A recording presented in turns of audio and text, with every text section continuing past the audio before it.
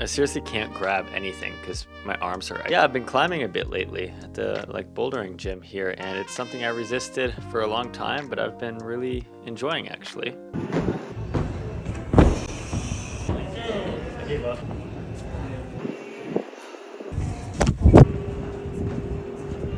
But that's aside from the point. We could talk about Utah shenanigans after. I want to talk about a couple of the lighting setups for some of these shots that you guys have been seeing, either on my YouTube or at Film Lab or on my Instagram or whatever. And it's this really cool art gallery shot where you've got a lot going on, a lot of people, big scenes. It was a difficult scene to light, I'm not gonna lie, with very minimal prep and very minimal footprint as well, relative to bigger production stuff. First, a 30-second synopsis of what this is. Essentially, it's an intro and an outro for Film Lab's Reel, and we've got this really cool concept of this girl coming up, graffitiing this piece of art in this existing art gallery. She leaves, the mark is Film Lab, etc. And there we go. Mitchell and his team thought it up, and it's a really fun concept. But I want to sit and hang out and just talk through the process of what this looked like, how we got to the point where we wanted to light, and then what the actual fixtures were that we added in. Like I said, we didn't have a lot of planning going into this. It was very kind of run and gun. We knew that we wanted an art gallery feel, and I interpreted that as like hard, warm tungsten lights, like vanity lights, spotlights, etc., and a little bit of color contrast. And then we got to location, and this was one of those kind of freestyle once we get there type setups. And I was just looking, and I was like, dude, how the hell are we gonna do this? Because we didn't have a huge crew, we didn't have a lot of grip, like big rigging equipment, and rigging in big rooms gets hard. So I kind of reverse engineered. I was like, all right, what is the action? What is the blocking going on here? And we've got CC, this girl, the hooded figure, coming into frame. We push in on her, walk into the wide. She goes up to that vanity. The vanity is the most important. So right there, it was like, okay, that's something that I want to target. That's something I want to spotlight. So why don't I spotlight it or put some lights on it? And then the rest, I knew we had bodies kind of walking around this art gallery. And that I was like, okay, we need to light them up as well, but make them a little bit less important than the hooded graffiti artist. So that was my mindset. And I knew we were shooting at night. I knew we were going to have these warm lights. And I was like, okay, let's get to getting on. We're running out of time. Let's just talk about the first shot. This is the wide shot. It's the first shot of the night. Typically, I will shoot the wide as early on in the shoot as I can, because that really establishes where we're living. It establishes the space that we're in, where all our light motivation is going to be coming from as we move into the tights. And it just makes things a lot quicker and easier to just close in as our time is closing in the night. So that's what we did. We started on this wide shot, and we were shooting on the 45 on the V-Raptor X.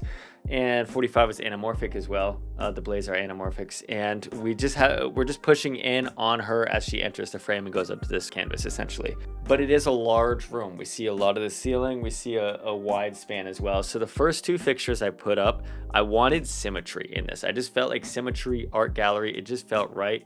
So I took two spotlights from each side. You can see those casting on the ground, creating some really nice shadows. Both of them were Amaran, the 300Cs, because they were bicolor. So I just pushed them all the way down to like 2500 Kelvin.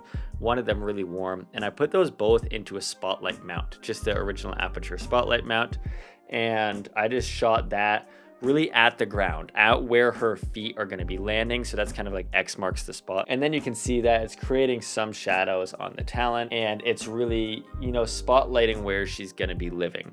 But I knew once I looked at that, like we saw it on the monitor, I was like, damn, this is sweet. But it wasn't quite there. I knew I wanted something white overhead, just like a godly above soft ambient source that pulls everything out from the rest of the warmth. So I was like, what do we got in the truck? Let's just get a big Mambo, as big as we can, and rig out something with speed rail. Ideally, it would have been a Menace arm. We didn't have the gear for a Menace arm. So we just rigged up this thing where we stuck speed rail way out. We put like a speed rail clamp on it with a junior pin and sandbagged the shit out of this thing and just boosted it up and just had this godly overhead light source that was just like this really clean white. It worked. I wouldn't say to do it. Don't say that I told you to do it, but it worked, and I was pretty confident in its rigidity. I don't have the file that has it masked out. They masked out the stands in the final version. The fixture that I used, that was an Aputure 600C. And on that, we had just a lantern attachment, and we used the skirts of the lantern to just fold down and just keep the light soft, but still just pulling straight down from above.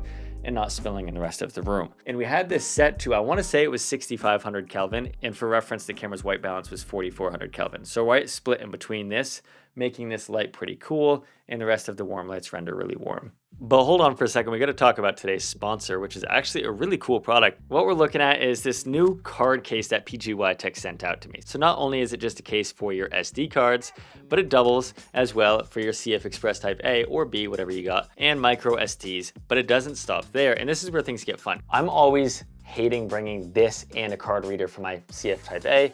So built in is actually this USB-C cord where you can just unplug it, plug it straight into your computer, and now you have an all-in-one combo of a card case and also a card reader. And at first I was like, it's probably just like a dinky, slow card reader, but it actually keeps up with like any of my other ones that I've got as well laying around. It's like 1,000 megabytes a second.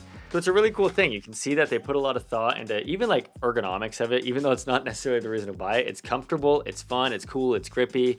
It just is almost one of those fidgety things to play around with. I don't know, we're all fidgety, we're artists and stuff. So I'm gonna leave a link down below for this guy, but go ahead and check it out. Let's get back to going to play with some lights. And then from there, I just wanted to light the rest of the space because we've said it before, everybody says it, light spaces, not faces. And there's a couple more lights that we see here that are kind of snuck in there. So you see on this gentleman in the tan jacket that you kind of see on frame right, he's got this really beautiful soft underglow. And I just wanted like ambience essentially. So what I did, I knew that we had these really nice wood floors. I shot a spotlight into the floor and just let it bounce up off the floor. I did that with an Aputure 600X because it's a bicolor fixture, and then we used a spotlight as well. That might have been a Spotlight Max just because it's all I had, but just something focused. We're up to 3 lights. And again, this is a big space, so shooting the big space and shooting the wides gets difficult because you just need more fixtures, and we quickly ran into that. But we needed to set this up for success as we moved into the rest of the scene, because once we moved into the tights, we kind of needed to know where all the lights were going to be. And then there were just 2 more lights that I added. And in my previous video, I've talked about edge lights and the importance of them, especially in a dark space. And that's exactly what I did on all of kind of just these background talent that were here. All of the extras walking through. I don't want to give a personality to them. I just want to more so say there's bodies here. So I did that by just throwing an edge light on them just to pull them out of that darkness. What I did for those on each side, just tucked kind of like behind them, like out of frame left, out of frame right. I just took 2 Amaran. It was like an F21 and an F22. And I just put both of those pretty dimly lit and just shining in, just massaging so it wasn't wrappy and it wasn't filling the front of them. It was just giving them an edge light on their skin, on their arms, on their foreheads, etc. So 5 light setup.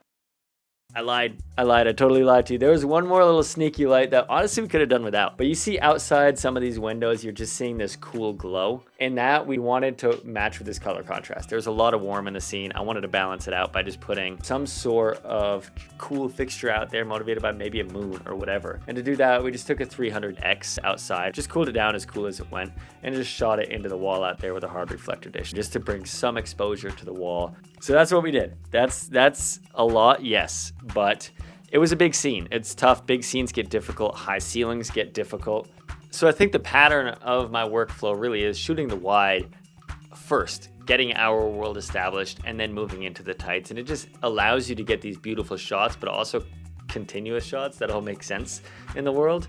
So that's just kind of the name of the game. And I just wanted to sit and break down how I did this. Huge thank you to Mitch in Film Lab and everybody over there for trusting me to DP this project. It's always fun when I can just kind of get free reign to be creative and do cool things. And I'm proud of this work. So I appreciate you for sticking around, and I love you all. And well, I guess I'll see you in the next video.